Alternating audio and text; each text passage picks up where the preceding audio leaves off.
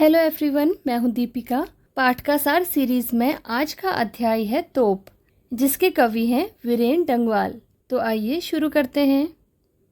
वीरेन डंगवाल का जन्म उत्तराखंड के टिहरी गढ़वाल जिले के कीर्तिनगर में 5 अगस्त 1947 यानी 1947 को हुआ था।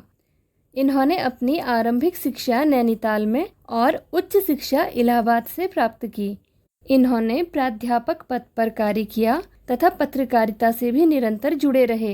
इन्होंने अपनी कविताओं का आधार ऐसी चीजों और जीव जंतुओं को बनाया है जिन्हें मनुष्य देखकर भी अनदेखा कर देते हैं।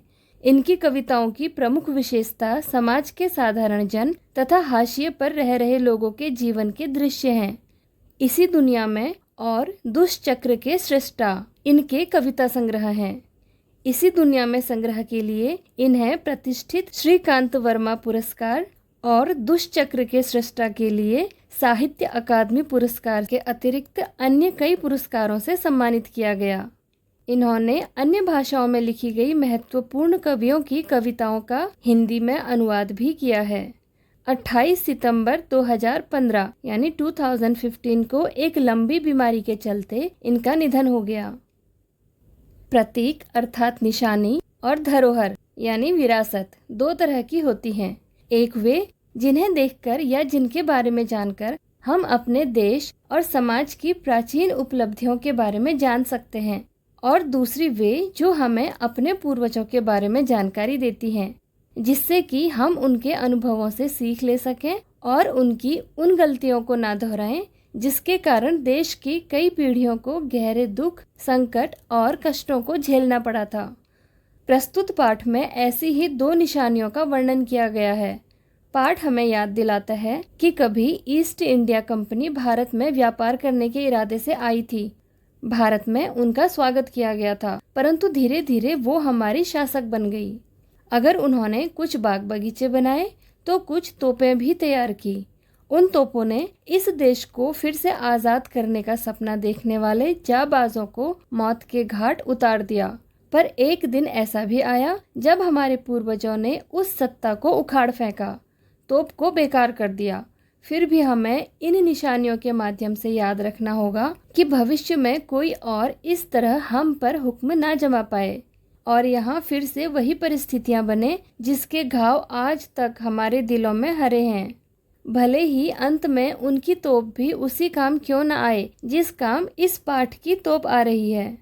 कवि कहते हैं कि यह जो 1857 यानी 1857 की तोप आज कंपनी बाग के प्रवेश द्वार में रखी गई है, इसकी बहुत देखरेख की जाती है।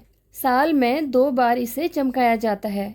जिस तरह यह कंपनी बाग हमें विरासत में अंग्रेजों से मिला है, उसी तरह यह तोप भी हमें अंग्रेजों से ही विरासत में मिली है। इस कंपनी के बाग में सुबह और शाम को बहुत सारे व्यक्ति घूमने के लिए आते हैं। तब यह तोप उन्हें अपने बारे में बताती है कि मैं अपने ज़माने में बहुत ताकतवर थी और उसने युद्ध के दौरान कई शूरवीरों को मौत के घाट उतारा था। पर पहले यह तोप कितनी ही विनाशकारी क्यों न रही हो, किंतु आजकल तो यह खिलौने के रूप में काम आ रही है और अब तोप की स्थिति बहुत बुरी है। छोटे बच्चे इस पर बैठकर घुड़सवारी का खेल खेलते हैं। चिड़ियां इस पर बैठकर आपस में बातचीत करने लग जाती हैं और कभी कभी तो कुछ शरारती चिड़ियां, खासकर गौरैया, तोप के अंदर घुस जाती है। वह हमें बताती है कि ताकत पर कभी घमंड नहीं करना चाहिए, क्योंकि ताकत हमेशा नहीं रहती। इस तरह इस कविता से हमें यह संदेश मिलता है कि कोई भी चीज कितनी ही बड़ी क्यों न हो, कितनी ही ताकतवर या शक्तिशाली क्यों न हो, एक न एक दिन उसका अंत हो ही जाता है। समय के साथ साथ बड़े से बड़ा सूरमा भी तोप की तरह ठंडा हो जाता है। उसकी दशा एक समान नहीं रहती, उसका मुंह एक न एक दिन बंद होना ही है। और साथ ही साथ हमें यह भी संदेश देती है कि हमें ईस्ट इंडिया जैसी कंपनियों से सावधान रहकर देश की रक्षा करनी है और कोई ऐसा काम नहीं करना है जिससे हमारी आज़ादी खतरे में पड़े। आज की इस वीडियो में बस इतना ही। इस पाठ के डिटेल वीडियो का लिंक डिस्क्रिप्शन बॉक्स में दिया गया है, या फिर आप चैनल की प्लेलिस्ट में जाकर भी एक्सप्लोर कर सकते हैं। वीडियो में अंत तक बने रहने के लिए आपका शुक्रिया। तो मिलते हैं अगले वीडियो में एक नए अध्याय के साथ। Thank you.